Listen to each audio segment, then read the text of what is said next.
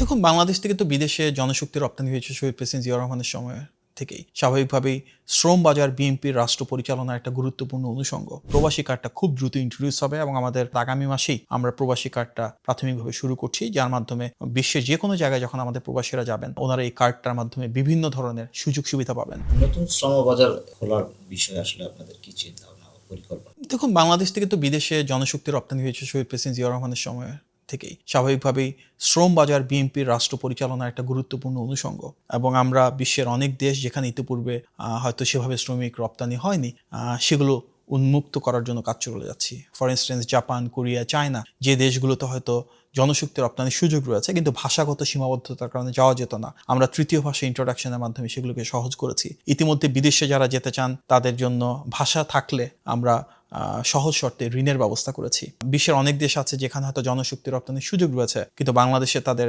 Embassy নাই, তো সেক্ষেত্রে বাংলাদেশে কীভাবে মিশন করা যেতে পারে কিংবা বাংলাদেশ থেকে সেখানে ভিসা কত সহজে সুযোগ তৈরি করে দেওয়া যায় প্রাপ্তির ক্ষেত্রে, এগুলো নিয়ে আমাদের কাজ চলমান রয়েছে।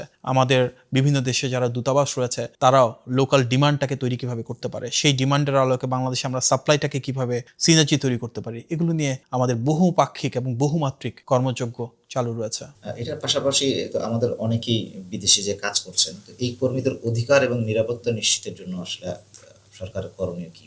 ইতিমধ্যে আমাদের বিদেশে যে দূতাবাসগুলো রয়েছে ওনাদেরকে নির্দেশনা দেওয়া হয়েছে অনেক বেশি যেন শ্রমিক বান্ধব হয়। শ্রমিকদের যে সমস্যাগুলো রয়েছে সেগুলো লাঘব করবার জন্য আমরা আমাদের দূতাবাসের কর্মকর্তাদেরকে বলেছি যেন বাস্তবিক সমাধানের দিকে আসে। ইতিমধ্যে বিভিন্ন দেশের সমস্যা সমাধান হওয়া শুরু হয়েছে, যেমন অনেক ক্ষেত্রে শ্রমিকরা দুঃখজনকভাবে যখন মারা যান ওনাদের লাশ হস্তান্তর, লাশ দেশে আনার প্রবলেম ছিল, সেগুলো আমরা সলভ করছি। অনেক জায়গাতে দেখা যায় বাংলাদেশের শ্রমিক আসার সময় ভাড়ার পরিমাণ অনেক বেড়ে যায়, সেখানে এয়ার ফ্লাইট খরচ কিভাবে কমানো যায় সেগুলো নিয়ে আমরা কিছু কার্যকর উদ্যোগ নিচ্ছি এবং সমষ্টিগতভাবে আমাদের একটা পরিকল্পনা রয়েছে। প্রবাসী কার্ডের কথা নিশ্চয়ই আপনি শুনেছেন, সেই প্রবাসী কার্ডটা খুব দ্রুত ইন্ট্রোডিউস হবে এবং আমাদের লক্ষ্যে 180 দিনের ভেতর অর্থাৎ আগামী মাসেই আমরা প্রবাসী কার্ডটা প্রাথমিকভাবে শুরু করছি, যার মাধ্যমে বিশ্বের যে কোনো জায়গায় যখন আমাদের প্রবাসীরা যাবেন ওনারা এই কার্ডটার মাধ্যমে বিভিন্ন ধরনের সুযোগ সুবিধা পাবেন। এবং আমাদের আরেকটা লক্ষ্য, আমাদের প্রবাসী ভাই বোনেরা যাদের ত্যাগ, শ্রম এবং ঘামে বাংলাদেশে এগিয়ে যাচ্ছে তারা যেন রাষ্ট্রীয় সম্মাননা পান, তারা যেন এয়ারপোর্ট থেকে শুরু করে বিভিন্ন জায়গায় একটা প্রেফারেন্সিয়াল ট্রিটমেন্ট পান।